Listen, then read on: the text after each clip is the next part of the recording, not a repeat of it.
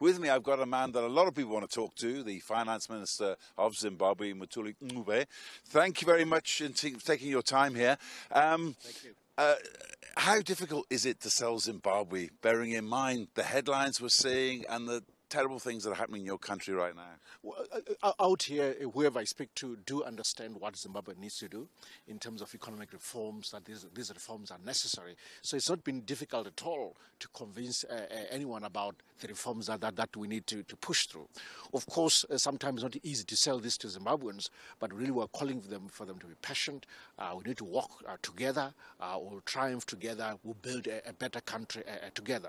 The president, of course, is in Zimbabwe right now, making sure that he's leading from the front and dealing with issues. He has said no to violence, and he's making sure that there's dialogue right across our society so that the country can move forward. But unfortunately, you mentioned dialogue there. One of the stories that upset a lot of people is the fact that you closed down the internet just a few last week. Why did you do that? And it surely must have given you a lot of damage.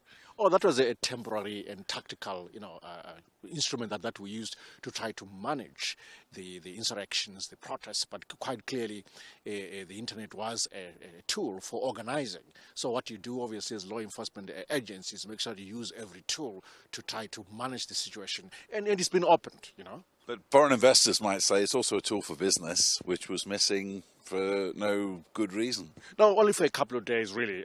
But I think that you agree with me that the protests were far more serious in terms of the optics for business than the internet, if you think about it. But of course, this was temporary, it was necessary, and it's now all open again. And how has it been trying to sell Zimbabwe here? I mean, a lot of people would agree that your economy is in a lot of trouble. It's crumbling quite a bit. What have the reaction been here? The investors are pretty savvy. They understand the mining sector opportunities in Zimbabwe. They know that there's about $8 billion or about to flow into Zimbabwe in lithium, in diamonds, in gold, in the platinum sector, right across a variety of minerals. And they're going in there to invest as I speak. So over the next 2 years, you see this kind of monies flow in, and the return for Zimbabwe is about $12 billion in revenues out of the mineral sector. They also understand that we are privatizing, and they're showing a great interest in specific enterprises in the telecom sector. I was speaking to some investors actually from the UAE who are interested in the telecom sector, for example. The banking sector, we're privatizing some banks, and 17 companies in the mining sector alone. So, and then the infrastructure, opportunities, investing in our power sector, in the hydro power project on the Zambezi River, and the road sector. There's just so many opportunities. Investors are savvy. They understand that these are long-term investments. Zimbabwe is going through a blip. It's a bit of turbulence, but it's not stalling. And this is necessary. The reforms are necessary. That's what will get Zimbabwe back on its feet. That's what will lower the risk premium for investors going forward. They get this. They're very savvy. One of the criticisms has been when President Mnangagwa took over, he promised open for business, a new world. I saw their presentation here to WEF last year. I'll be honest with you, I thought it was a little bit weak. But a lot of people are saying that Mnangagwa is merely, new wine in old bottles. What do you say? No. This is a new dispensation. President Mnangagwa and us in government are very serious about charting a new path for Zimbabwe, about economic reforms. We've launched the Transitional Stabilization Program, which talks about containing government expenditure, increasing revenues, and instituting fiscal discipline to make sure that government finances are in good shape, that government doesn't become a risk in terms of inflation, in terms of making sure that the macroeconomics situation remains weak.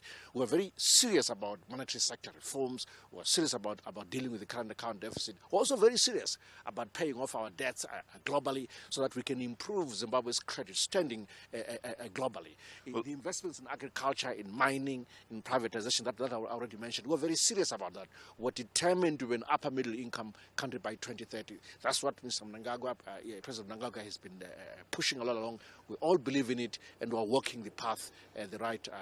Well, talking about the monetary sector, two questions I have for you. How, when your country has a shortage of hard currency, going to pay back the World Bank and what's owed?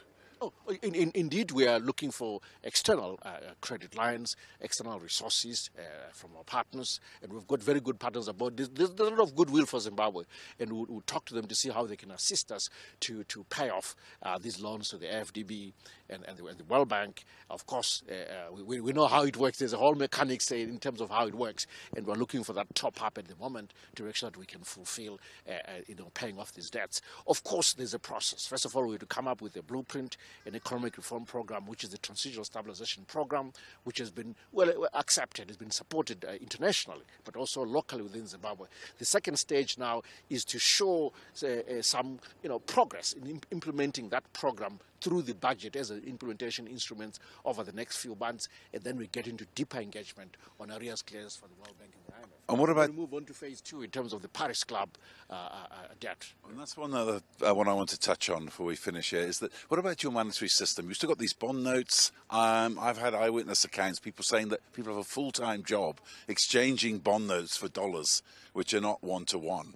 How much chaos is that causing in the economy? Indeed, we have distortions built around the currency sector, and these distortions were also spilling over into the issue of fuel, where we had to increase fuel prices last week. We are dealing with this issue. We're moving in step. Currency reform is always very sensitive, but it starts with fiscal discipline, making sure that we close the tap in terms of forcing the printing of money through excessive and runaway government expenditure. We're dealing with that.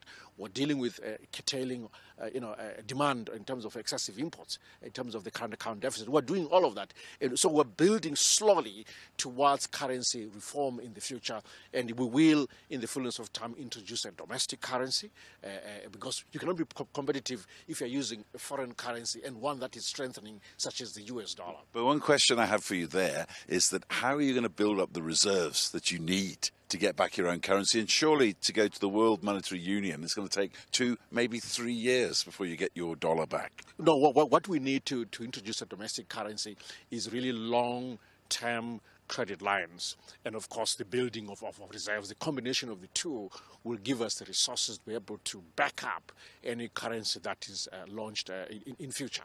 But also, as I said, fiscal discipline is part of the ingredient. If you look at what determines the value of a currency, fiscal discipline is part of the equation.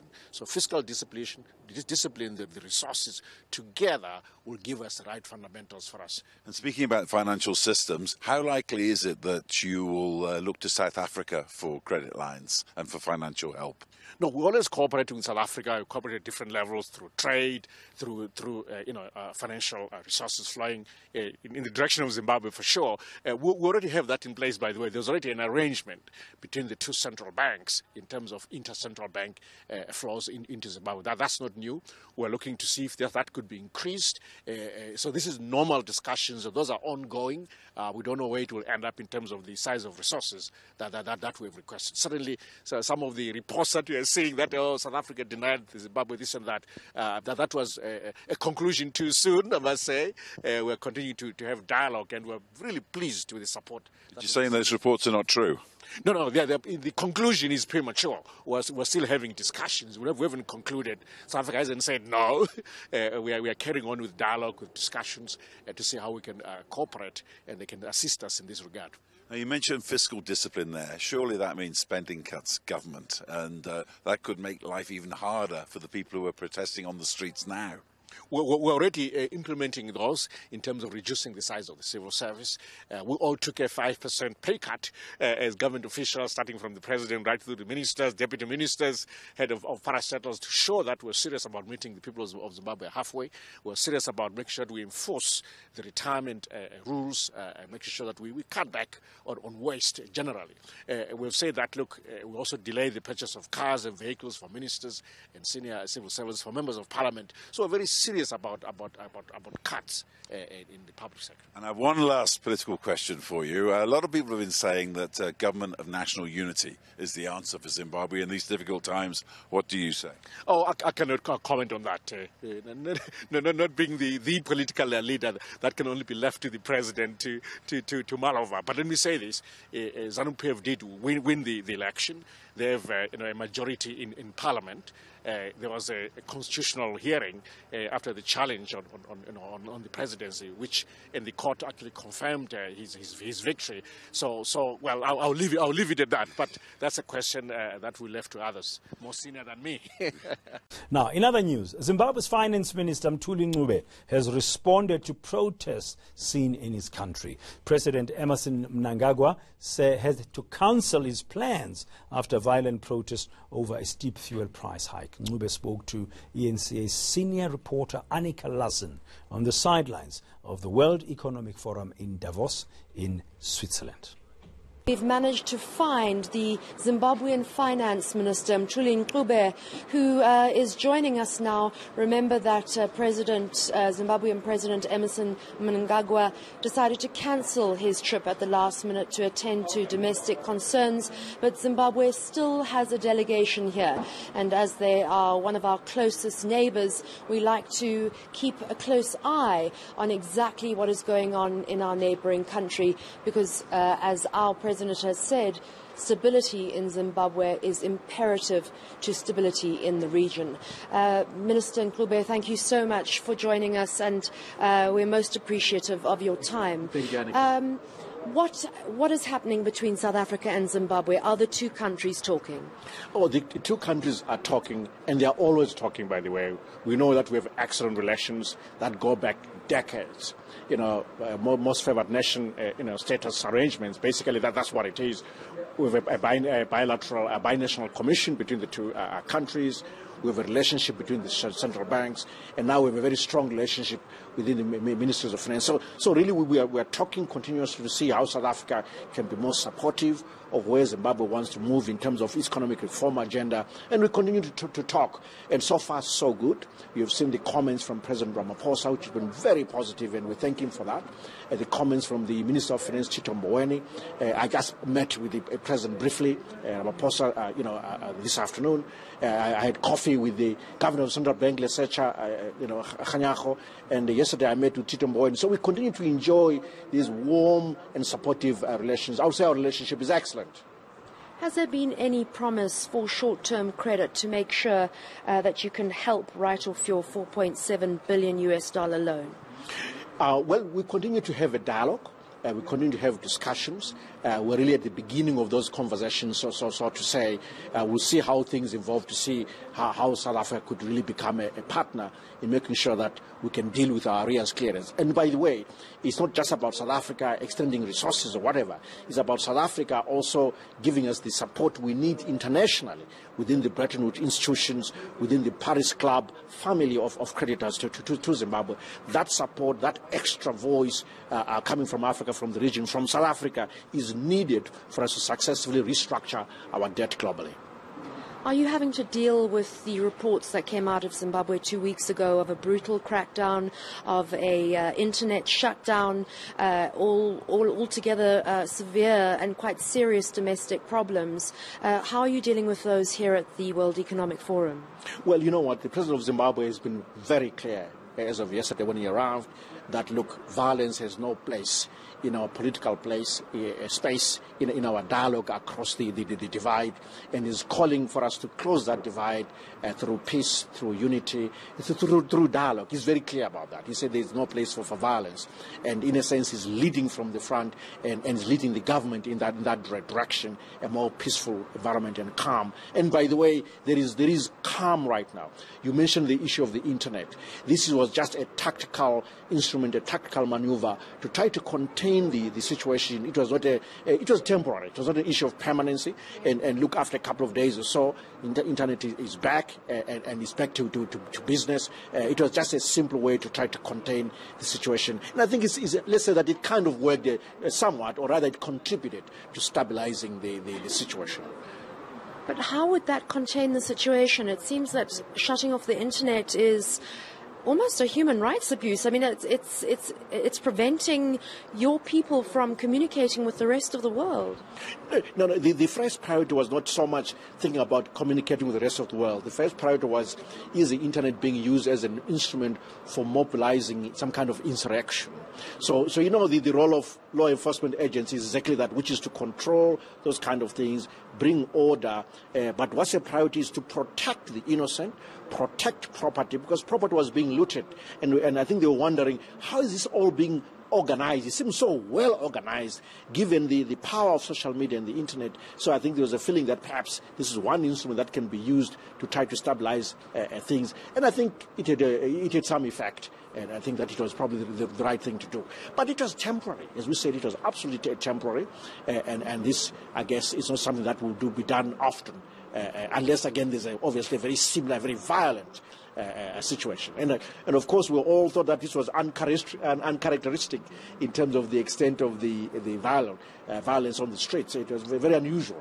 So it maybe did require some kind of unusual means to try to tackle it. When President Mnangagwa took over from Robert Mugabe, there was a sense that there was going to be reform. How much of that has actually happened? I think it's been about a year now since there's been a new president. No, it's been 4 months. Because if you look at the mandate for the real new dispensation under President Mnangagwa, that really started in September. Before that, he was barely completing a term for the previous dispensation. And the Transitional Stabilization Program was only launched on the 4th of October in 2018. So it's only been running for 2 months. So the reform agenda is basically 2 months old, but it's very clear. We're determined to walk the talk. It cuts across fiscal discipline, making sure that we live within our means as government. It means that we also have to deal with our arrears situation in terms of debts that we owe to the AFDB and the African Development Bank in full, the World Bank and the Paris accredited nations. It means that we deal with currency reform. But it also means that we strengthen the notion of a private sector-led economy through privatization, through the structuring of state-owned enterprises so they become efficient, they create more jobs, and we have 11 of them, by the way, and we're very clear as to what we need in terms of resources to make them work. Also, we're opening up investments in the mining sector. We have incredible opportunities in the lithium, in platinum, in diamonds, coal, gold, right across the board. Incredible investments again in the agricultural sector, looking at the inputs, for instance, the fertilizer sector, agricultural equipment, agro-processing. I mean, think of a cigarette factory to process tobacco rather than exporting it raw. All those are opportunities within Zimbabwe that we're opening up for business, for investors, both domestic but mainly foreign. We're establishing a one-stop investment shop.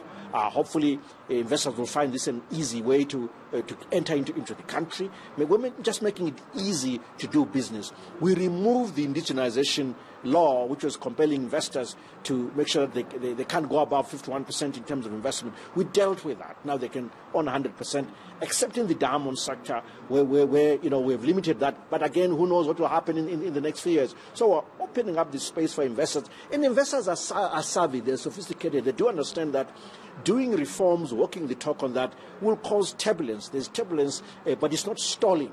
So what you see now on the ground in Zimbabwe is just turbulence. It just shows that we are reforming something. We are doing something. There's the issue about us having the most expensive fuel in the world. That is incorrect. I want to correct that.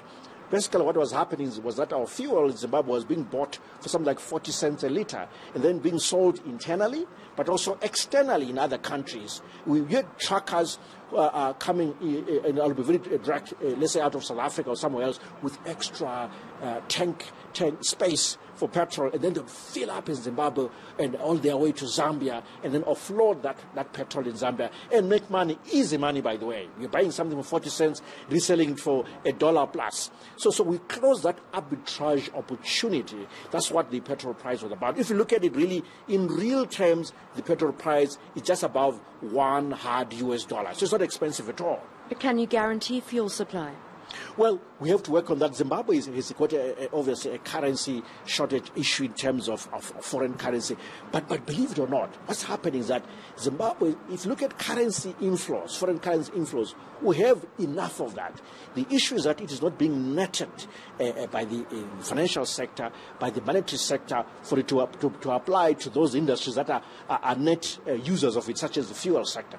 That is the issue. So reform of the monetary sector is key to dealing with the harnessing of foreign currency. As long as we have this system right now, we'll have a foreign currency shortage. But also, we need to stimulate the productive sector. That's why it's important to have a domestic currency that will reestablish competitiveness, push exports out, make sure that we can earn enough foreign currency. We reform and support the banking sector so that it can net in all the forex, and then we will not have a forex problem in the future. Very quickly, has Russia offered to come to your aid at all? Have you approached Russia? Oh, well, by the way, we visited Russia, we visited Belarus, we visited Kazakhstan, and we learned a lot. It's just amazing. What we have in common with Russia is really the mining sector, the diamond sector, but also the fertilizer sector, where we actually need investment in that sector. The same thing applies to Azerbaijan. They have an incredible sovereign wealth fund that we can learn from. If you look at what Kazakhstan has done in terms of using its oil and gas sovereign wealth fund to really transform the economy. If you go to Astana, the capital, it's just amazing, So we've been doing those rounds, trying to learn and understand. And really, it was about business, to making sure that we can attract investors from that region, but also learn on how to deal with structural transformation. That's really what was the purpose. You've got to go and meet again President Cyril Ramaphosa. Just any idea of the next follow-up meeting that you'll be having with a South African delegation? We continue to have dialogue, to meet whenever we can. This is normal, by the way. There's nothing abnormal. This is normal. So again, we'll be meeting in the next few months, continue to have dialogue and see how we can continue to strengthen that relationship of cooperation and support. And we really welcome that. And we thank President Ramaphosa, the Minister of Finance as well, for their support. At least we know the entire South African government is very supportive. I mean, Minister Lindiwe Sisulu has been out there supporting Zimbabwe, and we appreciate all of that. Have they condemned any of the brutality by police or internet shutdowns that we saw 2 weeks ago? South Africa has full confidence in Zimbabwe and Zimbabwe leadership to deal with these issues and do the right thing on these issues. They have full confidence on that. They don't have to condemn anything. They understand that we can do it. They know that we will also do this for ourselves so that we can truly become an upper middle income country and join those countries that sit in that category globally. So they have full confidence in us. Last question for clarification. Has South Africa given Zimbabwe any money, and have they promised any money? We're in dialogue. We're in discussion. So it's not about promising money on the table. We'll see how this dialogue evolves, how the discussions evolve within our excellent cooperation over time. It may result in some resources being extended to Zimbabwe, and we'll gladly welcome those resources from an excellent neighbor like South Africa. Thank you so much for your time. It was a fascinating interview there with Finance Minister of Zimbabwe, Mthuli Ncube, who said that no money has exchanged hands or been promised by South Africa. There is ongoing dialogue between the two countries. He said they have a very good relationship with South Africa, and they'll be in talks for the next few months to try and solve issues of hyperinflation and massive debt in our neighbouring country.